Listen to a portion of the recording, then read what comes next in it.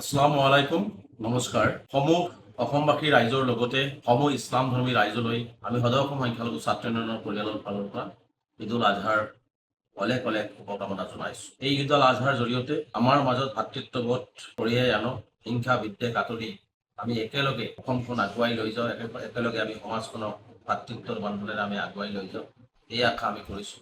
আৰু আমাৰ সমাজ ব্যৱস্থাত যি অপয়া অমংগল আহিছে, যি ধৰণে আমাৰ সমাজখন বিভিন্ন ক্ষেত্ৰত বিলপিত হৈছে, বিভাজিত হৈছে, সেইবোৰ এই পবিত্ৰ ঈদ উল আজহাৰ পবিত্ৰ নামাজৰ জৰিয়তে দোৱাৰ জৰিয়তে আমি আশা কৰিম যে সেইবোৰ শেষ হৈ আমি এক অসমীয়া জাতি হিচাপে সকলোৱে মিলাপ্ৰীতিৰে বসবাস কৰি অসমখন আমি আগুৱাই লৈ যাম। এই ক্ষেত্ৰত পবিত্ৰ ঈদ উল আজহাৰ নামাজৰ পিছত যিহেতু এইটো আমাৰ কুৰবানী ঈদ, আমাৰ এই কুৰবানী ঈদত আমি বিশেষকৈ ইছলাম ধৰ্মী ৰাইজলৈ এটি মোৰ অনুৰোধ থাকিব, যাতে কুৰবানী দিয়াৰ পিছত যাতে আমি কোনো ধৰণৰ অইন ধৰ্মৰ মানুহৰ মনত আঘাত নালাগে, অইন ধৰ্মৰ মানুহে যাতে কোনো ধৰণৰ মনত দুখ নাপায়, তাৰ কাৰণে যি যাৱতীয় ব্যৱস্থা গ্ৰহণ কৰিব লাগে কুৰবানীৰ ক্ষেত্ৰত সকলো ধৰণৰ ব্যৱস্থা গ্ৰহণ কৰিবলৈ মই ইছলাম ধৰ্মী ৰাইজলৈ আহ্বান জনাইছোঁ।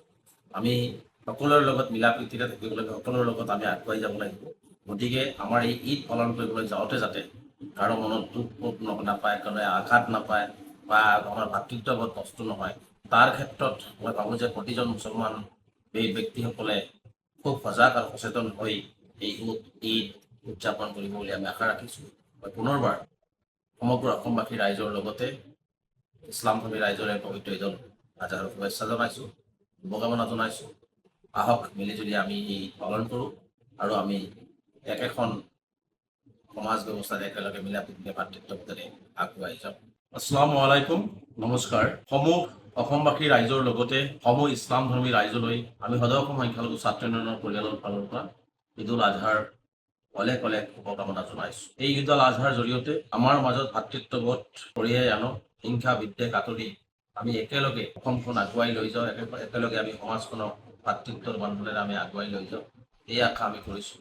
আৰু আমাৰ সমাজ ব্যৱস্থাত যি অপয়া অমংগল আহিছে, যি ধৰণে আমাৰ সমাজখন বিভিন্ন ক্ষেত্ৰত বিলপিত হৈছে, বিভাজিত হৈছে, সেইবোৰ এই পবিত্ৰ ঈদ উল আজহাৰ পবিত্ৰ নামাজৰ জৰিয়তে দোৱাৰ জৰিয়তে আমি আশা কৰিম যে সেইবোৰ শেষ হৈ আমি এক অসমীয়া জাতি হিচাপে সকলোৱে মিলাপ্ৰীতিৰে বসবাস কৰি অসমখন আমি আগুৱাই লৈ যাম। এই ক্ষেত্ৰত পবিত্ৰ ঈদ উল আজহাৰ নামাজৰ পিছত যিহেতু এইটো আমাৰ কুৰবানী ঈদ, আমাৰ এই কুৰবানী ঈদত আমি বিশেষকৈ ইছলাম ধৰ্মী ৰাইজলৈ এটি মোৰ অনুৰোধ থাকিব, যাতে কুৰবানী দিয়াৰ পিছত যাতে আমি কোনো ধৰণৰ অইন ধৰ্মৰ মানুহৰ মনত আঘাত নালাগে, অইন ধৰ্মৰ মানুহে যাতে কোনো ধৰণৰ মনত দুখ নাপায়, তাৰ কাৰণে যি যাৱতীয় ব্যৱস্থা গ্ৰহণ কৰিব লাগে কুৰবানীৰ ক্ষেত্ৰত সকলো ধৰণৰ ব্যৱস্থা গ্ৰহণ কৰিবলৈ মই ইছলাম ধৰ্মী ৰাইজলৈ আহ্বান জনাইছোঁ। আমি সকলোৰে লগত মিলা প্ৰীতিৰে থাকিব লাগিব, সকলোৰে লগত আমি আগুৱাই যাব লাগিব। গতিকে আমাৰ এই ঈদ পালন কৰিবলৈ যাওঁতে যাতে কাৰো মনত দুখ নাপায়, কাৰো আঘাত নাপায় বা আমাৰ ভাতৃত্ববোধ নষ্ট নহয়, তাৰ ক্ষেত্ৰত মই ভাবোঁ যে প্ৰতিজন মুছলমান এই ব্যক্তিসকলে খুব সজাগ আৰু সচেতন হৈ এই ঈদ উদযাপন কৰিব বুলি আমি আশা ৰাখিছোঁ। মই পুনৰবাৰ সমগ্ৰ অসমবাসী ৰাইজৰ লগতে ইছলাম ধৰ্মী ৰাইজৰে পবিত্ৰ ঈদ উল আজহাৰ শুভেচ্ছা জনাইছোঁ, শুভকামনা জনাইছোঁ। আহক মিলিজুলি আমি এই পালন কৰোঁ আৰু আমি একেখন সমাজ ব্যৱস্থাত একেলগে মিলা প্ৰীতিৰে ভাতৃত্ববোধেৰে আগুৱাই যাওঁ। ধন্যবাদ।